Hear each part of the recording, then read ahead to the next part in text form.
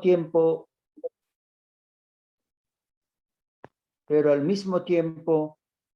nos enseña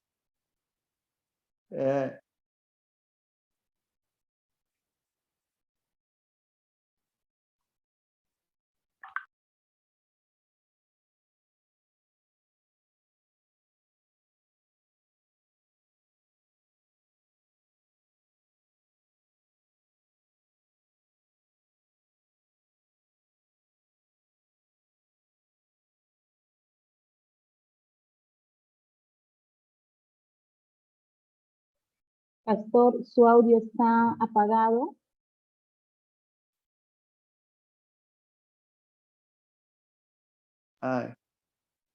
ahora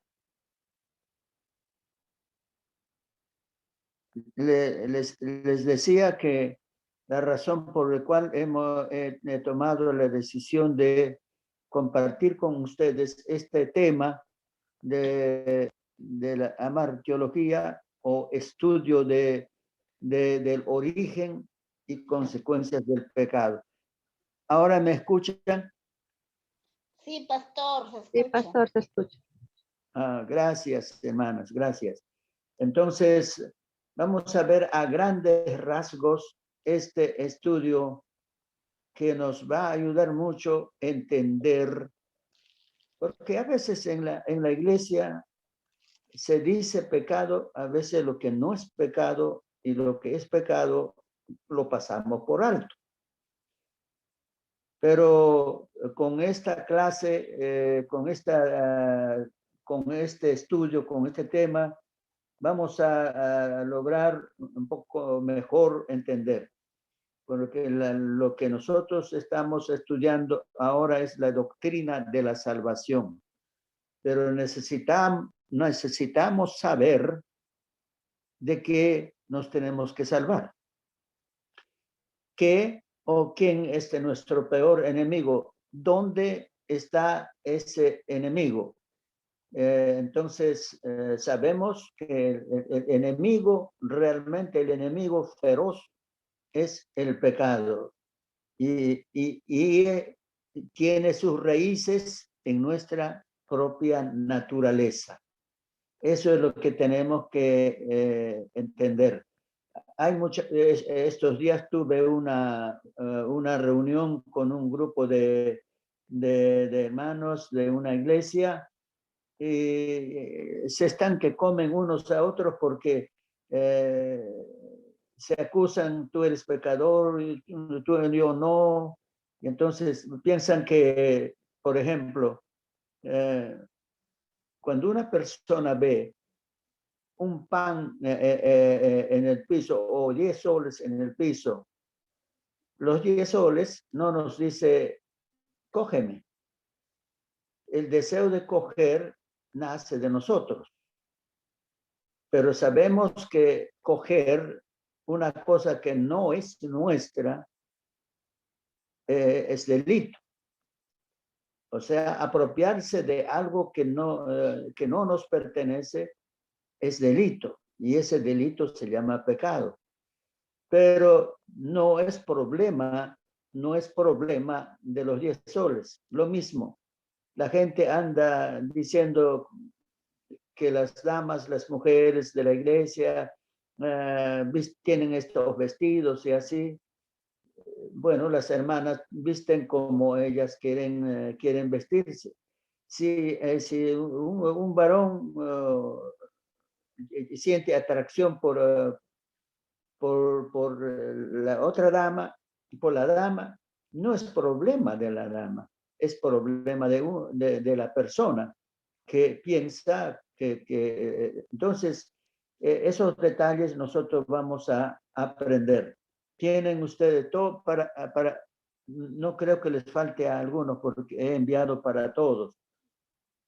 Dice, pueden correr, el pecado es todo lo que transgrede la ley de Dios y es contrario al carácter de Dios. De este modo, el hombre peca tanto por no hacer por no hacer lo que a Dios le agrada y por hacer lo que le desagrada. Eso tenemos que aprender apropiadamente. Dice, la doctrina del pecado es bastante exhaustiva. En la Biblia hay varios términos que se utilizan para referirse al pecado y tienen diferentes significados. El estudio sobre el pecado se llama amartiología, que viene de la palabra griega amartia, que significa pecado. Es un estudio bastante exhaustivo, bastante amplio, pero aquí tenemos algunos puntos básicos para nosotros entender realmente qué es el pecado. Y comenzamos por las palabras hebreas. Ustedes saben que la Biblia fue escrito en el idioma arameo, en el hebreo de los días de Jesús, y ha pasado de todas maneras por el idioma griego, pero mayormente, originalmente se escribió en el idioma hebreo el Nuevo Testamento y el Antiguo, una gran parte, algo en el arameo.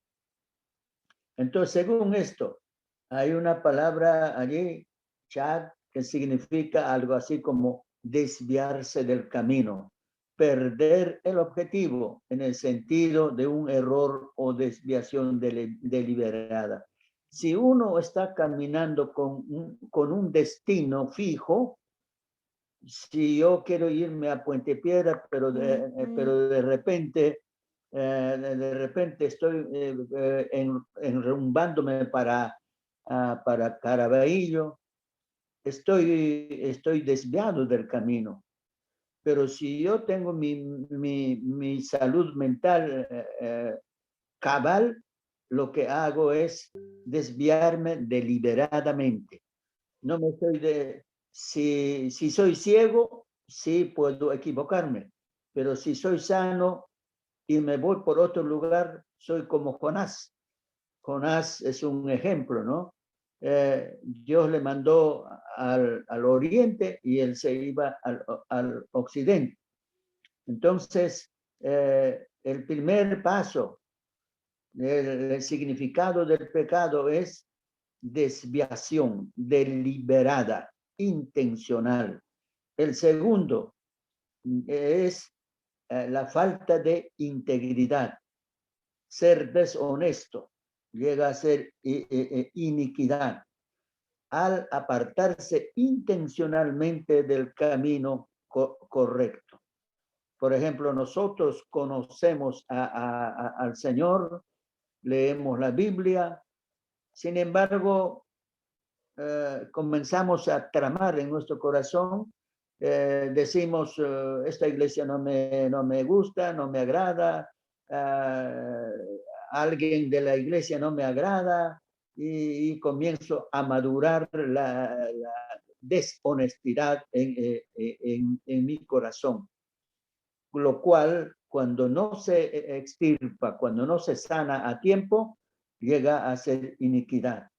Entonces, significa apartarse del camino de una manera intencional, del camino de la rectitud. Eso es pecado. Hay otra frase, Pesha, transmite la idea de rebelión y rebeldía contra una autoridad legítima, así como romper el pacto. O sea, nosotros nos podemos dar cuenta de los niños.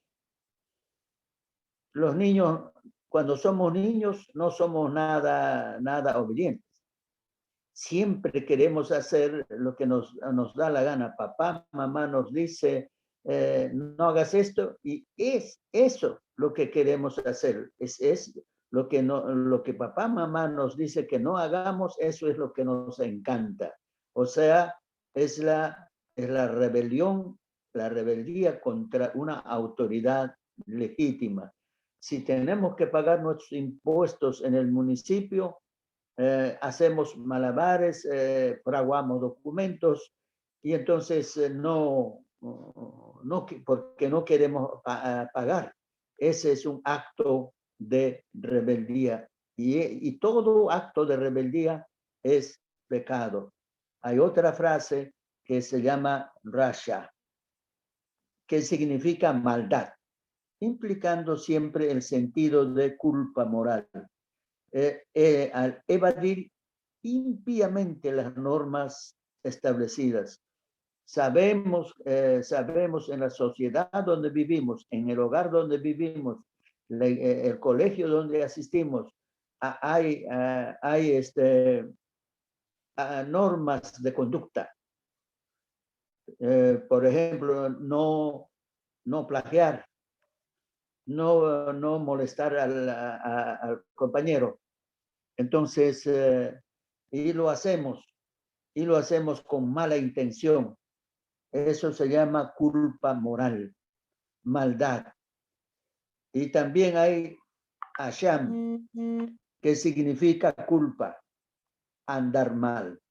Esos son los significados allí fundamentales, básicos del pecado. El desviarse del camino, ser deshonesto, desafiar la autoridad y romper las normas morales, normas de conducta en la sociedad donde uno vive o en la iglesia donde uno asiste. Y entonces se llena de culpa y comienza a andar mal. Este punto es muy importante que quede en nuestra mente. Ahora hay lugar para preguntas. Yo quiero que participen, amadas hermanas, hermanos, participen.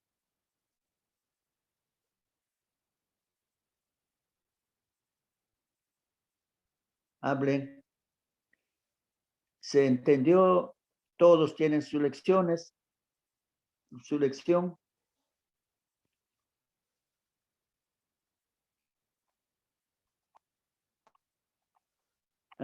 Pasamos más adelante. Ahora palabras griegas referentes al pecado. Amartia es la palabra más completa para designar el pecado en el Nuevo Testamento y significa una desviación en el camino de justicia del Señor. O sea, hay algo más profundo, hay algo más específico, que el pecado se relaciona la interrupción de las buenas relaciones entre el hombre y su creador. Y allí usa la palabra adikia, que significa injusticia, iniquidad, maldad.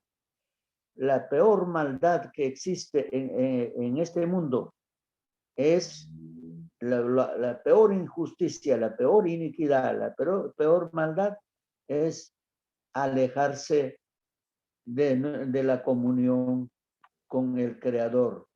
Cuando el ser humano se aleja de su comunión con su Salvador, en caso de nosotros, con nuestro Salvador. Para nosotros, nuestro Dios es nuestro Creador y nuestro Salvador. Tenemos una doble responsabilidad: respetar la palabra del Señor, tanto porque Dios nos creó, como también más aún por lo que nos ha salvado. Pueden pasar a continuación. ¿Estamos? Tenemos anomos. Utiliza para referirse a alguien que transgrede la ley. Es un transgresor. Para Poma es algo así como una ofensa o transgresión deliberada, cuando se hace intencionalmente. Poneros suele referirse a la iniquidad moral. Allí tiene que haber, allá van profundizando más. Todos estos términos son traducidos en la palabra de Dios y revelan el pecado en sus más diversos aspectos, como pecado, maldad, depravación, culpa, iniquidad, perversidad, desobediencia, rebeldía, injusticia, prostitución, impiedad, inmoralidad y tantas otras cosas más. Entonces, a veces en la iglesia se dice pecado unas cuantas cosas, pero no es así. El pecado está realmente en el fondo de la persona. Pasamos inmediatamente. ¿Qué dice la Biblia sobre el pecado? La Biblia dice que el pecado es una rebelión grave y deliberada contra Dios, que naturalmente se traduce por transgresión a la ley, aunque las escrituras revelan explícitamente esta verdad, también establecen claramente que el hombre es quien elige desobedecer a Dios y a su voluntad. Esta frase es importante, si ustedes pueden subrayar en su lección, los que están con computadora tienen la facilidad de poder subrayar. Dice que el hombre es quien desobedece a Dios y no respeta la voluntad. Deja claro que es la responsabilidad del hombre la transgresión. Eso hay que tener claro. Es responsabilidad deliberada del hombre en la transgresión. Pasamos más adelante. La Biblia enseña que el pecado entró en la humanidad cuando Adán y Eva decidieron libremente pecar contra el Señor. Capítulo 3 de Génesis. A partir de entonces, el pecado gobernó la naturaleza humana de tal manera que lo convirtió en un ser completamente depravado, incapaz de librarse del pecado y de hacer el bien en relación con Dios. Yo quiero que si me están siguiendo, tengan la bondad de subrayar ese pensamiento. El pecado, desde que Adán y Eva cayeron, gobierna la vida, la naturaleza del ser humano, de tal manera que lo convirtió en un ser completamente depravado. Por ejemplo, la subversión. ¿Cómo esta gente puede matar niños, puede matar mujeres, puede matar a quien, o sea, al que no está de acuerdo con él, lo mata? Los delincuentes,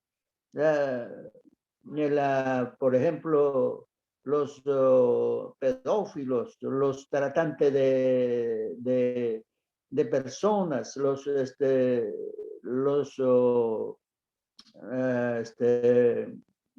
que venden, se hacen ricos con la venta de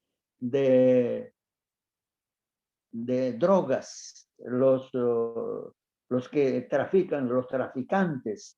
Pero no solo eso. Yo estuve leyendo o escuchando una conferencia. Dice que hay medicinas que les cuesta fabricar una cierta medicina, les cuesta por cada pastilla, cada pastilla lo fabrican a costo de $10, pero lo venden en $5,000. Por ejemplo, esa es una depravación, eso es inhumano. Pero ¿de dónde viene eso? ¿Por qué los dueños de los laboratorios hacen ese acto depravado? ¿Cómo si les cuesta solamente $10 fabricarlo, con el pago de todo, pagando impuestos, pagando obreros, pagando seguros, pagando todo, cada pastilla les cuesta $10, pero ellos lo venden en $5,500. Es un acto depravado. Claro, es un señor elegante, de corbatita, muy educado, pero la maldad está realmente en lo profundo de su corazón. No sale a asaltar bancos, no roba en la calle, no hace ninguna otra cosa, pero está haciendo una cosa malvada.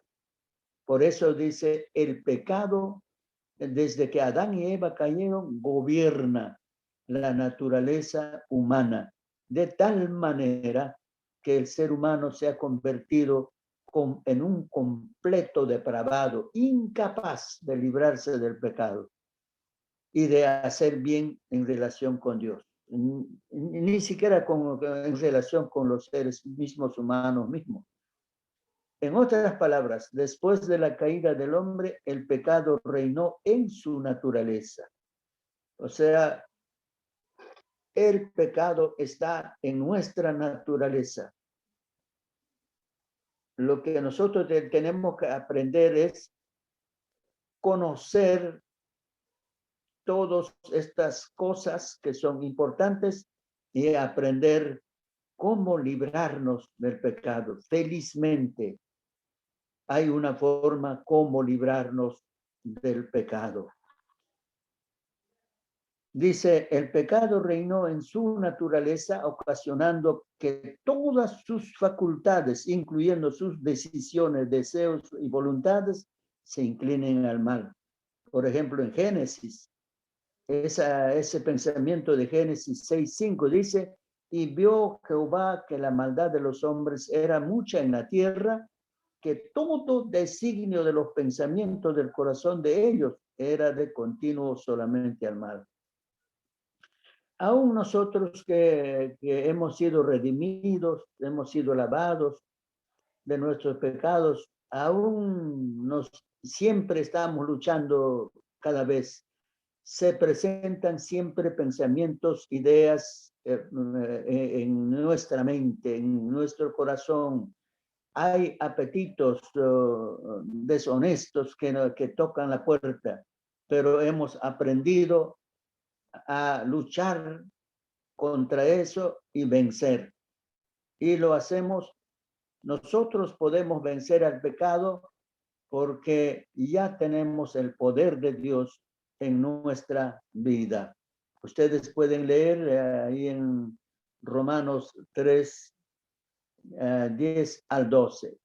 Si acaso vayan a sus Biblias y podemos entre todos dar lectura de ese pasaje. Romanos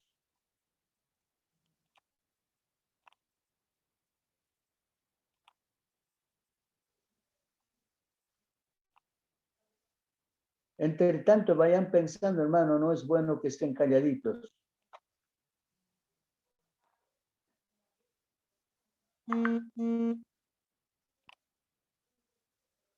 Romanos 3, 10 al 12. 10 al 12. Dice esta escritura así. Como está escrito, no hay justo ni a uno. No hay quien entienda, no hay quien busque a Dios. Todos se desviaron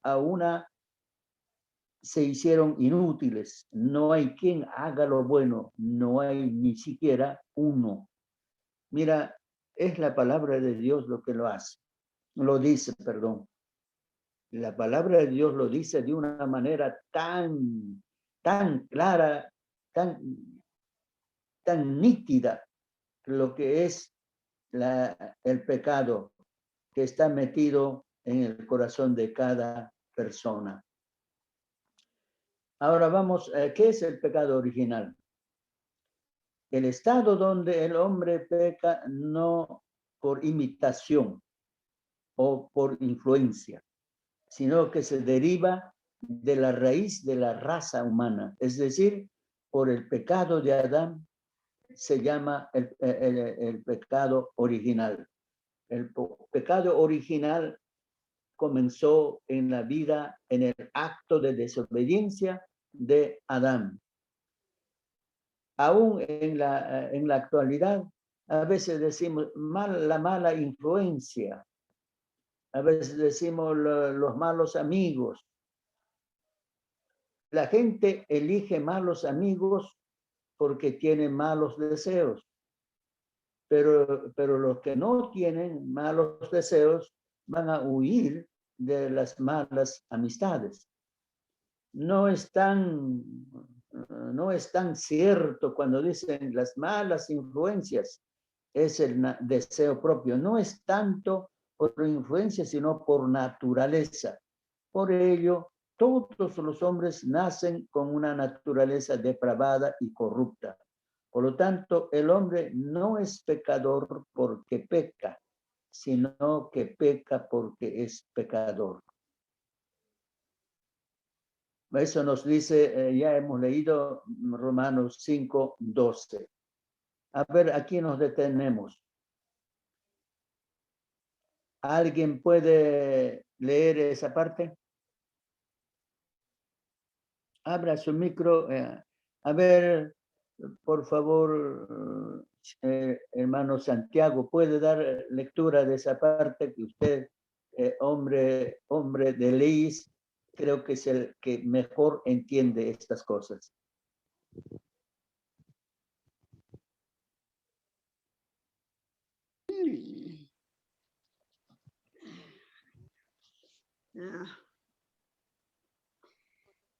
¿Estamos?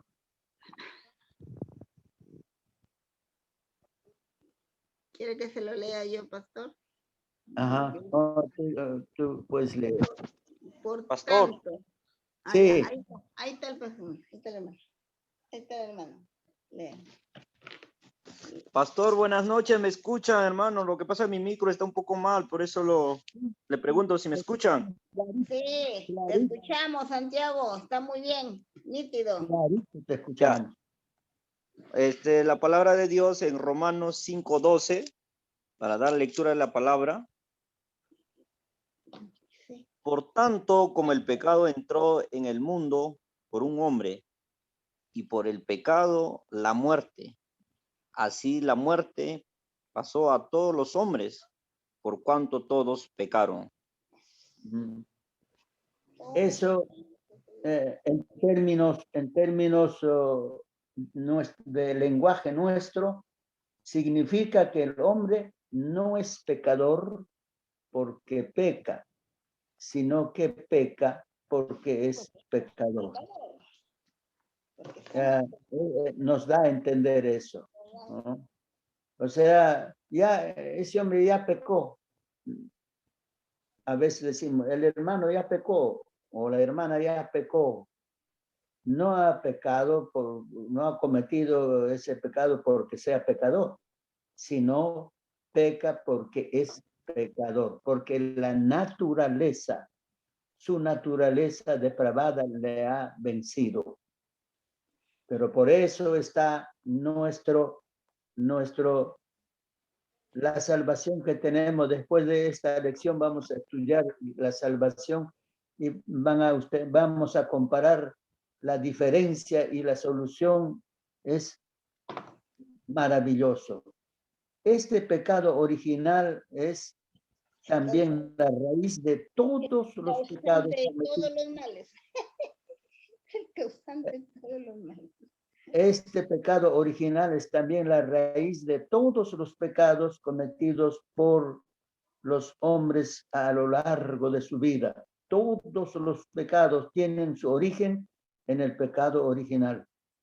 Y de no arrepentirse por cometerlos delante de Dios, ocasionará que aquellas personas estén a las puertas de la muerte eterna.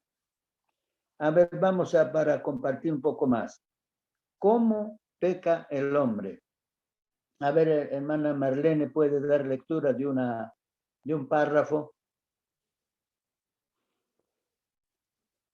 donde dice, la Biblia dice? A ver.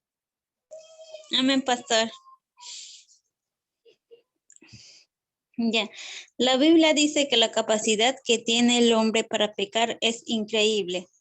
Es decir, los pecados del hombre pueden ser de muchas maneras, tanto interiores, malos pensamientos, codicia, lujuria, etcétera, como exteriores, robar, mentir, corrupción, etcétera. Ya, Muy pastor, bien. continúo. Gracias, hermana, gracias. Entonces, dice, la capacidad que tiene el hombre para pecar es increíble, es admirable. O sea, el hombre, al hombre le gusta tanto pecar. Para el hombre el pecado es deleite, es como un caramelo, es como una golosina. ¿Por qué? Porque eso es su naturaleza. Más adelante, cuando estudiamos la salvación, ustedes vamos a disfrutar tanto, vamos a llorar, vamos a clamar, vamos a agradecer a Dios, cómo Dios ha podido limpiar los pecados que esa naturaleza ha cometido. La naturaleza, aun cuando somos redimidos, allí está, pero está controlado, pero está domesticado, conforme el Espíritu Santo nos ayuda. Eso vamos a aprender. Por eso, primero yo quería que se entienda algo, la gravedad del pecado. Dice este pensamiento, la capacidad del hombre para pecar es increíble. Puede pecar desde adentro hacia el interior o hacia el exterior. Desde el exterior hacia adentro o desde el interior hacia afuera. El hombre es ingenioso para pecar de 10.000 maneras puede hacer. Por tanto, es correcto decir que el hombre peca tanto por sus pensamientos como por sus actos, así también como por las palabras, que incluso por omisión. Hay pecados de omisión y hay pecados de comisión. Y todos estos casos, Dios exige castigo de todo tipo de pecado. Allí dejamos lo que dice la palabra del Señor. Mas yo os digo que toda palabra ociosa que hablaren los hombres, de ellas darán cuenta en el día del juicio. O sea, ahí hay pasajes muy interesantes. Vamos a pasar inmediatamente porque la hora no nos espera. Los castigos y las consecuencias del pecado. Le rogaría, si está la hermana Janet, puede leer donde dice el carácter santo de Dios, o la hermana Isabel, alguien, a ver, ¿quién gana?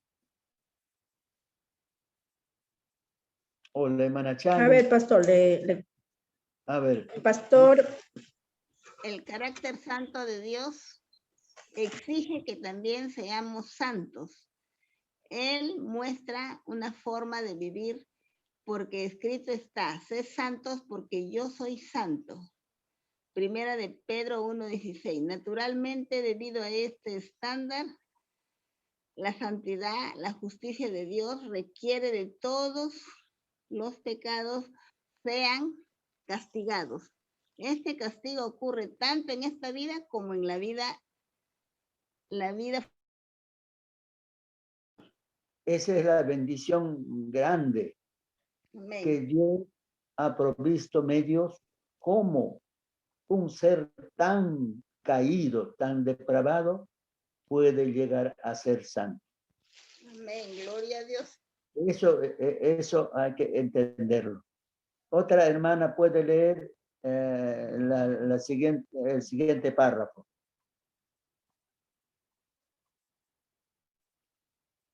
A la gana. Hermana Chali, alguien lea, hermana Milagros. Pastor, buenas noches. Sí, hermana. ¿La palabra del Señor afirma eso? Ajá. La palabra del Señor afirma que el pecado paga con muerte.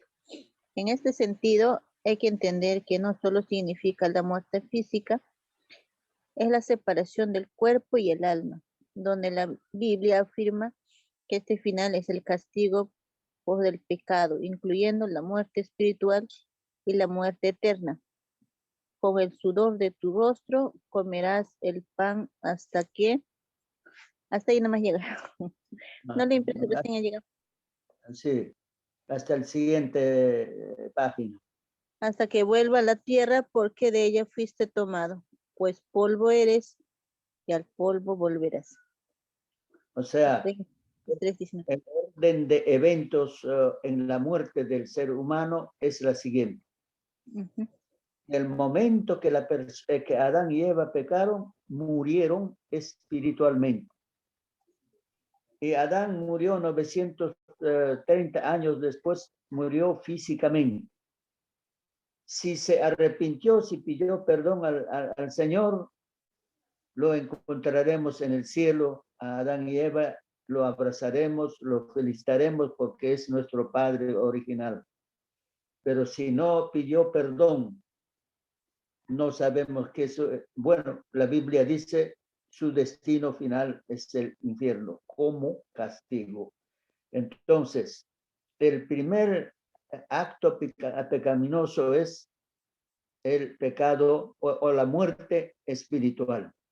El que no ha nacido de nuevo, el que no ha recibido el perdón de sus pecados, ha nacido muerto y sigue muerto. La gente, los 7.000 millones de habitantes que hay en el mundo son muertos andantes. Entonces, ni siquiera saben que están muertos espiritualmente.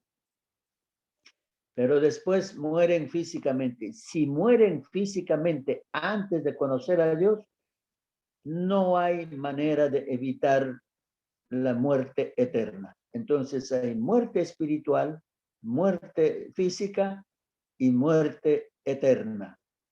Muerte espiritual es la condición pecaminosa en la que el ser humano vive.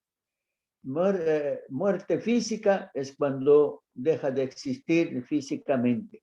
Y la muerte eterna es la separación eterna de Dios, del hombre pecador, ya se separa. Por eso la muerte significa separación. Y esa frase es muy importante. La palabra del Señor afirma que el pecado paga con muerte. La Biblia dice la paga del pecado es la muerte. ¿Alguien más lea? Pastor, pastor, disculpe, ¿lo puede hacer pregunta o después las preguntas? Hagan las preguntas ahora, nos detenemos. Pastor, mira, al respecto, sobre el libro de Santiago, capítulo 1, en el verso 15, más o menos quiero entender eso, dice, entonces la concupiscencia, después que ha concebido, da a luz el pecado, y el pecado siendo consumado, da a luz la muerte. Mi pregunta es lo siguiente, pastor. En ese sentido, ¿la concupiscencia todavía no es pecado? ¿O es el deseo de cometer el pecado? Porque yo comparo la parte legal.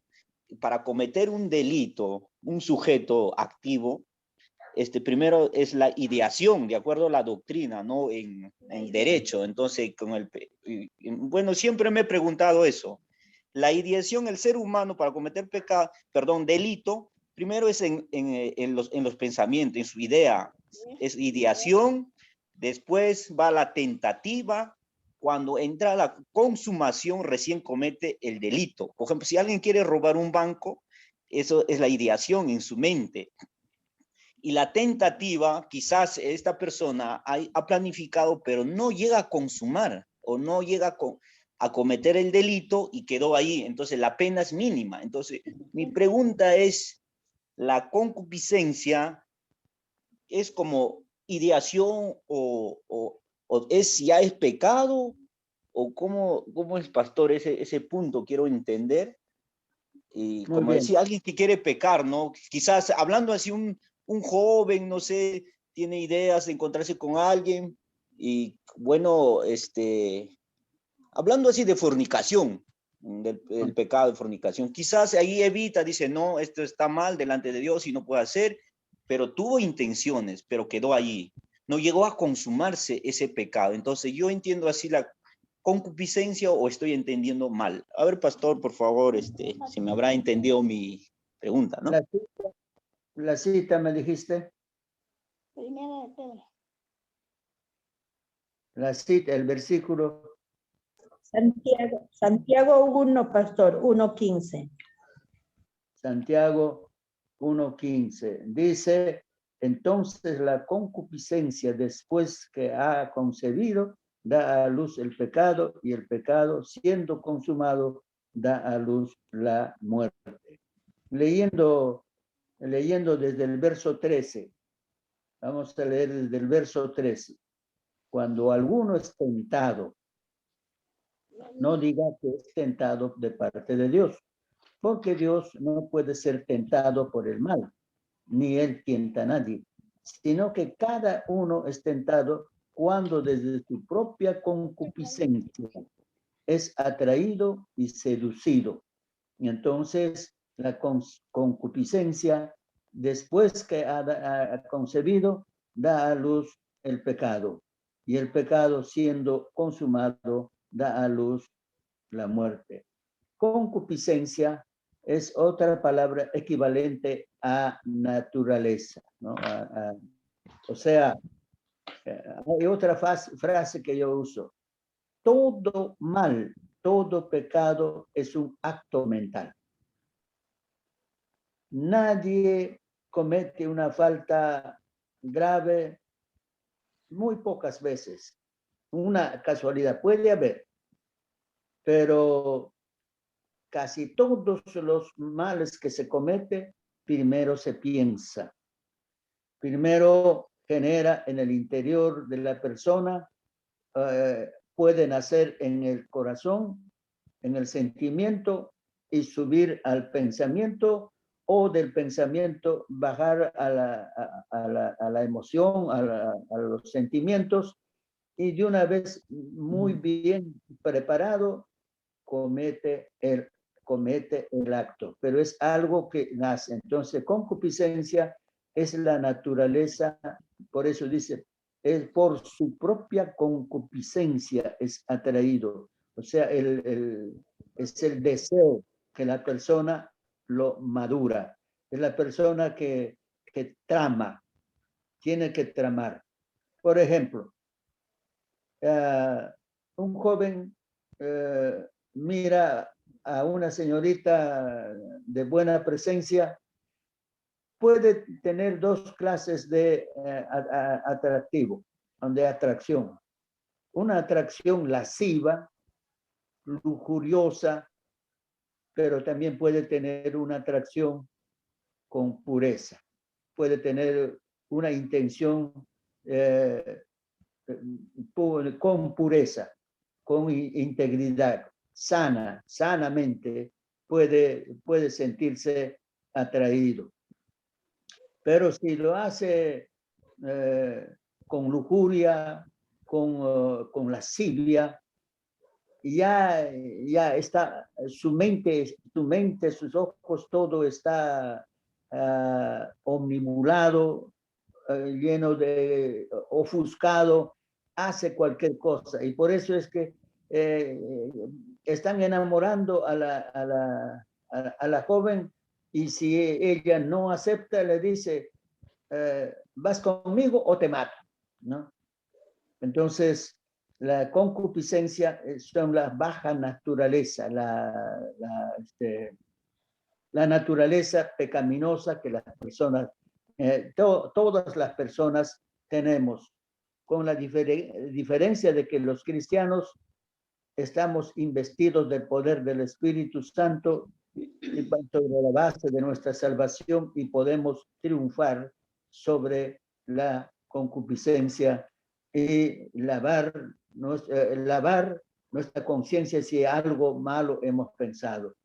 No sé si te di algo. Pastor, Gracias. Sí, Doctor Juan, la concupiscencia vendría a ser la tentación, ¿no? Pero que uno puede desecharlo del pensamiento. dice desde su propia concupiscencia. Por eso, está ahí, por eso, Es desde su decir, propia...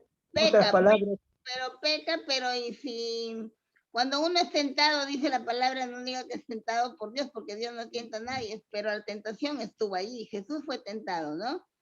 Pero, claro, ¿cuál es la diferencia entre la tentación de Jesús y lo que el ser humano está? Porque todos somos tentados algunas veces en diferentes áreas de nuestra vida, pero tenemos, como usted lo dijo anteriormente, como ya somos salvos, tenemos a Cristo y al Espíritu Santo, rechazamos tales pensamientos, ¿no? Como dijo Martín Lutero, no podemos dejar que los pajaritos vuelen en nuestra cabeza, ¿no? Pero nido no podemos hacer, ¿no? No podemos dejar que los pájaros hagan nido en nuestra cabeza. Igual los malos pensamientos hay que desecharlos en el nombre de Jesús.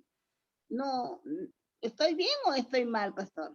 bueno, lo que ustedes dicen es correcto, pero hay que establecer que, leyendo del verso 13, dice, cuando alguno es tentado, no diga que es tentado de parte de Dios, porque Dios no puede ser tentado por el mal, ni él tienta a nadie, sino que cada uno es tentado cuando desde su propia concupiscencia es atraído. En otras palabras, desde sus propios bajos instintos.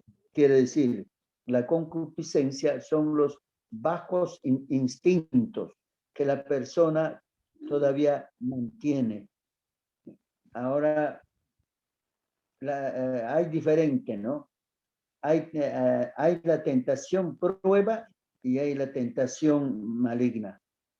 La tentación prueba es como un examen. Como uno va a rendir un examen. O como da prueba de suficiencia un atleta, por ejemplo. Un atleta va a alzar peso de acuerdo a su estatura, de acuerdo a su peso, él tiene que ser probado para ir a la competencia, al campeonato.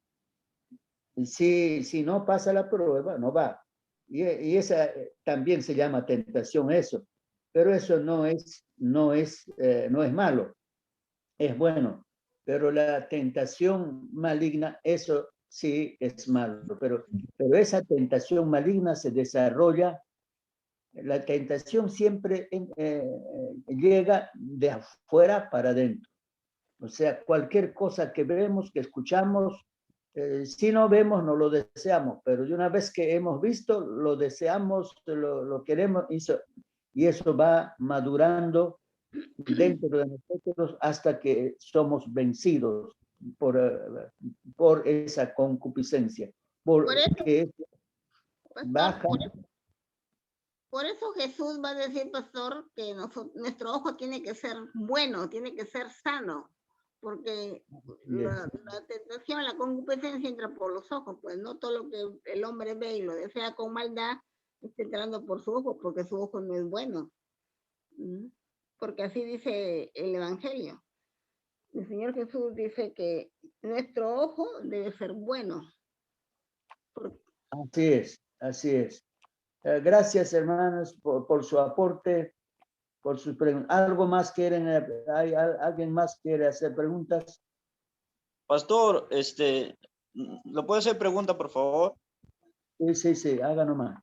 A ver, pastor, mira, sobre ese punto, mira, dice, cada uno es tentado por su propia concupiscencia. Es como decir, no hay que provocarse. Un ejemplo, por ejemplo, una persona que ha sido liberado, que en su antigua vida se dedicaba a robar, un delincuente, algo así. Entonces esta persona, si ya conoció a Cristo, entregó su vida, es nueva criatura, está bien en los caminos de Dios, pero si esta persona, si nuevamente empieza a provocarse en el sentido de juntarse con nuevas amistades, con las amistades antiguas, persigue, ¿no?, en los caminos de Dios, pero sigue provocándose. A eso es decir, por su propia concupiscencia, o sea, cuando dice es tentado por su propia concupiscencia, podemos decir como provocarse, pastor, a cometer ese pecado. Claro, exactamente la palabra concupiscencia significa sentir un deseo, exceso de deseo. Eso es el verdadero significado bíblico de la concupiscencia. El exceso de deseo no gratos a Dios. O sea, ese deseo, porque viene de la baja naturaleza, como consecuencia del pecado original. Eso es la concupiscencia. Lo que tú has dicho es completamente pertinente. La concupiscencia es peligrosa, pues, y nosotros luchamos continuamente sobre ello. Gracias. ¿Alguien más? ¿Algo más? Será como el pecado de Amón. Por ejemplo, él tenía un exceso de deseo por la hermana, que le llevó a cometer tremenda atrocidad y que después hasta la odió. Por ejemplo, de Amón, ese deseo. O sea que su deseo nació, creció hasta que se hizo insoportable y tuvo que buscar artificios para hacer daño. Y de una vez que consumó de una vez que ya satisfizo sus deseos, y se invirtió. Ya no la despreciaba a su hermana, la odiaba, la despreciaba, le daba asco. O sea, eso es la concupiscencia, eso hace la concupiscencia. La baja naturaleza, la naturaleza pecaminosa. La naturaleza pecaminosa que tenemos se alimenta por los deseos.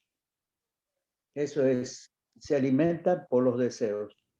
Por eso hay que controlar los deseos. La Biblia dice malos deseos, malos pensamientos. Tener control. Muy bien. Llegamos a lo último. El hombre, ¿alguien puede leer donde dice el hombre por naturaleza? Vamos a saltar varios. Amén. El hombre por naturaleza. El hombre por naturaleza está muerto en delitos y pecados. Efesios 2, del 1 al 11. El pecado original produjo la muerte espiritual. A su vez, la muerte produjo la muerte física. El no obtener el perdón de los pecados, continuaremos muertos espiritualmente, lo cual tendrá como resultado final la muerte eterna, lo que implica la triste realidad de que el impío sufrirá por toda la eternidad el castigo de la santa palabra de Dios. De esta forma el pecado será transformado por los siglos de los siglos. Él también beberá del vino de la ira de Dios, que ha sido vaciado puro en el cáliz de su ira, y será atormentado con fuego y azufre delante de los santos ángeles y del Cordero. Y el humo y su fermento sube por los siglos de los siglos, y no tienen reposo ni de día ni de noche los que adoran a la bestia y a su imagen, ni nadie lo recibirá. No hay nadie que reciba la marca de su nombre. Apocalipsis 14, 10, 11. Miren lo grave que es. El pecado produce la ira de Dios. Y es una ira, claro, la ira de Dios no es emocional, no es caprichosa, no es vengativa, es esencial. La ira de Dios es esencial. Dios aborrece, abomina el pecado. Y el que no se arrepiente va a sufrir las consecuencias. Allí tenemos esos versículos que nos ayudan a entender algo más. ¿Cómo librarnos del pecado, del poder del pecado? Eso será nuestra próxima clase. ¿Ya? A ver, hermano Santiago, tenga la bondad de despedirnos con una oración. Amén, pastor. Gracias, amado Dios. En el nombre de tu Hijo, amado Jesucristo, Espíritu Santo de Dios,